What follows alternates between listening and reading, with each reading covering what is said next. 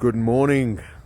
We will talk today about the teaching on Vizois HaBracha and the passing of Moshe Rabbeinu. The Rebbe asks the question, of course, why is it that it says, and Bnei Israel cried for Moshe, and Rashi points out when Aaron died, everybody cried. Men, women. And when Moshe dies, it's the men who cry. And seemingly, Rashi goes on to say the advantage Aaron has over Moshe.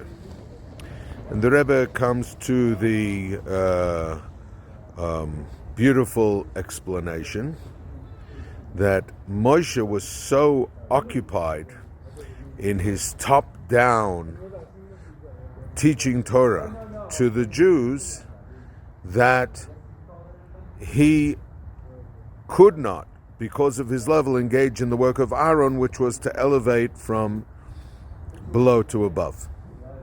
It's only when Moshe ascends at the end of his life, he reaches the 50th level of knowledge and wisdom, that he experiences what Aaron had been doing in his whole life. What are some takeaways for us?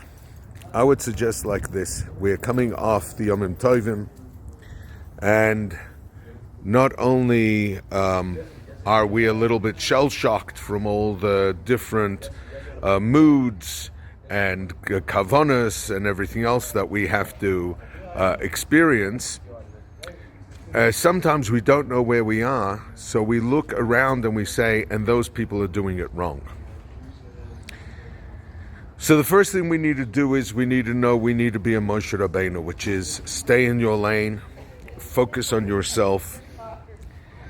Don't waste your mental energy trying to figure out somebody else's spiritual path. The best you can be is a perfect example of who you are. But should you need to look at other people, then you need to bend the truth a bit, which is you need to be an Aaron HaKohen who looks at something which may be a serious shalom bias fight and lie a bit to make it shalom bias.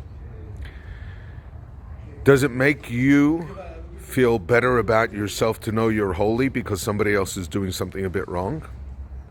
Or will it help the other person if you truly look at them and say, what a great person.